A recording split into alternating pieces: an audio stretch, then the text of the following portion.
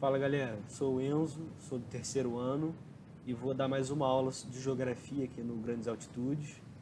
Dessa vez vamos conversar sobre as organizações supranacionais ou internacionais.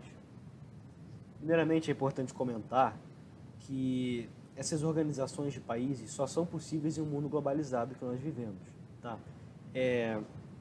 Em um mundo não globalizado não seria possível essa associação entre diferentes povos, né?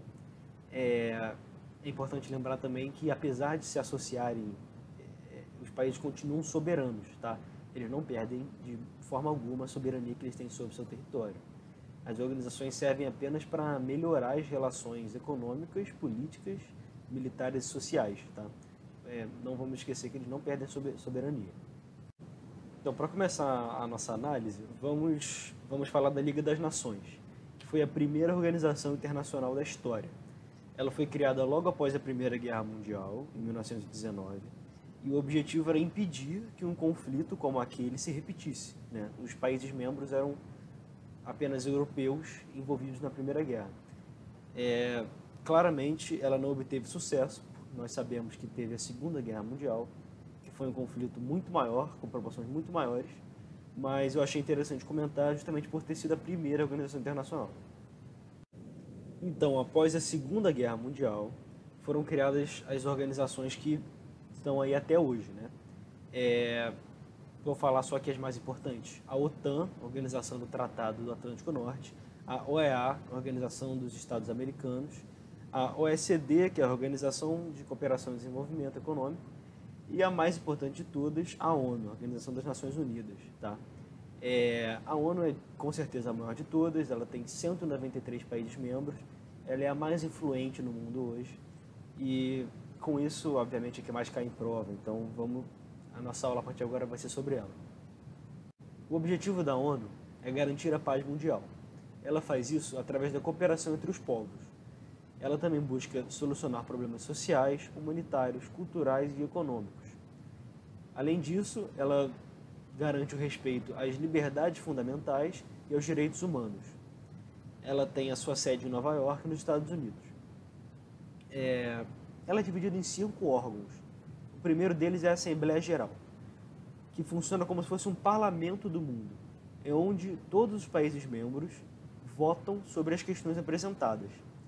Lembrando que, apesar de ser como um parlamento, o que eu falei lá no início, os países são soberanos, então o que é votado na Assembleia Geral não tem um caráter de lei, e sim caráter de recomendação. São como se fossem recomendações e sugestões para os países seguirem, mas, obviamente, ninguém é obrigado a seguir pela soberania, né, que eles têm. Segundo é o secretariado. O secretariado é presidido pelo secretário-geral da ONU, que é o cargo máximo da ONU. Temos a Corte Internacional de Justiça, que é o órgão jurídico, e aí os dois mais importantes, que eu vou falar melhor a seguir, o Conselho de Segurança e o Conselho Econômico e Social. Comentando agora sobre o Conselho Econômico e Social. Ele visa garantir o bem-estar econômico e social das populações.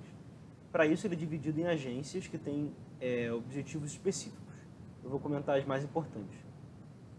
Primeiramente, temos a Unesco, que é a Organização para a Cultura, Educação e Ciência.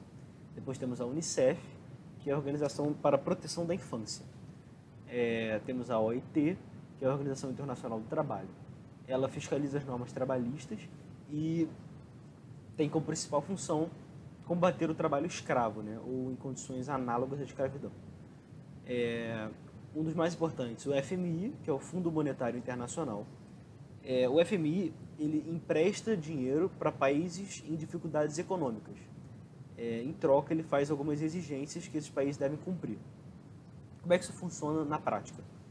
São 188 países membros, e quanto mais eles pagam ao FMI, mais eles contribuem financeiramente, mais eles podem pegar emprestado caso precisem. E também mais eles podem ter poder de decisão. Vamos dar um exemplo prático disso. Os Estados Unidos é o país que mais contribui, né? É o país que mais paga ao FMI. Com isso, eles têm 25% do poder de decisão, 25% dos votos do FMI. Isso quer dizer que é muito difícil que uma decisão no FMI seja tomada contra a ideia dos Estados Unidos. Por que isso é tão bom para eles? Porque é um jogo de geopolítica para eles. Porque assim, eles com 25% da votação, eles são muito importantes para decidir quem vai receber o dinheiro ou não. Um país inimigo dos Estados Unidos dificilmente vai ser ajudado pelo FMI, entendeu? Seria quase impossível. Além disso, eu disse que o FMI faz exigências em troca de dar o empréstimo. Então, os Estados Unidos, com esse poder de decisão de 25%, eles elaboram exigências que vão ser boas para a economia deles. Então, eles acabam se beneficiando muito com isso. Então, pagar o FMI para os Estados Unidos é basicamente um investimento, porque eles ganham muito com isso. Aí temos o BIRD, que é o Banco Mundial. Ele é muito confundido com o FMI, que eles são bem parecidos mesmo, mas tem uma diferença clara entre eles. Enquanto o FMI empresta dinheiro para países em dificuldade econômica, o Banco Mundial faz investimentos pontuais.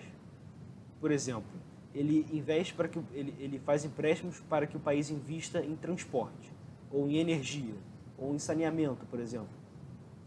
Só para ilustrar, ano passado, o Banco Mundial emprestou 250 milhões para o governo brasileiro para investir em questões ambientais no Mato Grosso.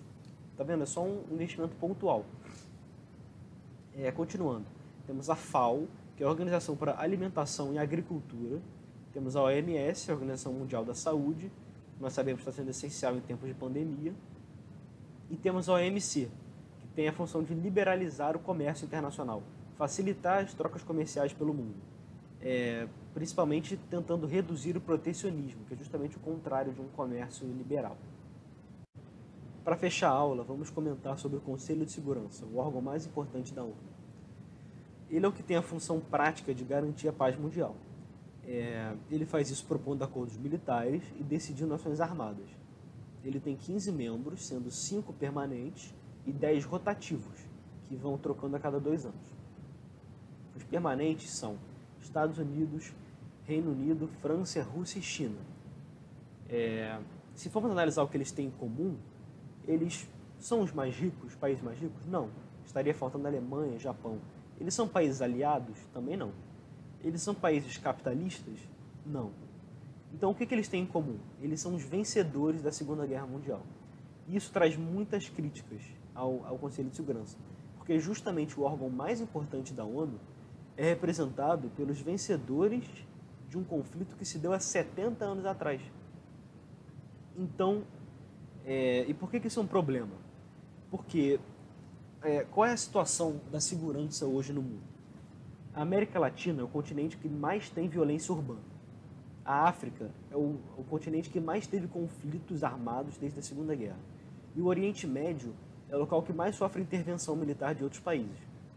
Então, seria muito correto, muito justo que houvesse no Conselho de Segurança permanentemente um país latino, um país africano e um país do Oriente Médio. Mas não, esse modelo engessado dos vencedores da Segunda Guerra Mundial. Isso é uma grande crítica. Outro aspecto muito criticado é sobre o poder de veto. Como os 5 membros permanentes têm poder de veto, nenhuma decisão é tomada, a não ser que os 5 concordem. Isso atrasa muito a tomada de decisão, impede que muitas decisões importantes sejam tomadas.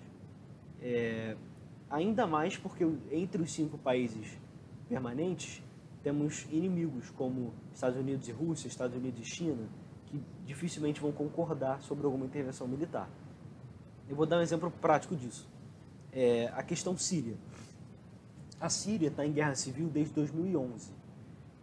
Já tivemos 500 mil de mortos e 5 milhões de refugiados. É uma crise humanitária absurda na Síria. E por que isso dura tanto tempo? Porque o presidente Bashar al-Assad é apoiado pela Rússia, enquanto os Estados Unidos tentam tirar ele do poder.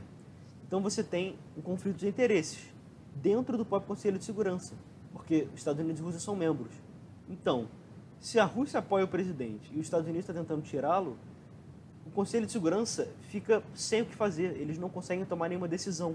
E uma decisão seria muito importante para que uma ação militar significante fosse tomada na Síria, ou que sanções fossem impostas contra o Bashar al-Assad, entendeu? isso é um exemplo de como essa estrutura engessada atrasa a tomada de decisões, enquanto uma guerra civil na Síria dura mais de 9 anos. Ainda sob o poder de veto, os países que são aliados a esses 5, eles ficam numa posição protegida. Por exemplo, a Coreia do Norte é aliada da Rússia e da China. Lá no início do governo Trump, os Estados Unidos queriam fazer uma intervenção militar na Coreia do Norte, que não foi permitida pelo Conselho de Segurança, porque a Rússia e a China vetaram. Então, você vê que quem é aliado desses 5 países acaba se dando bem, enquanto quem não acaba sendo prejudicado, porque o poder de veto não vai agir sobre eles. Bom, essa foi a aula. Espero que tenham gostado e até a próxima.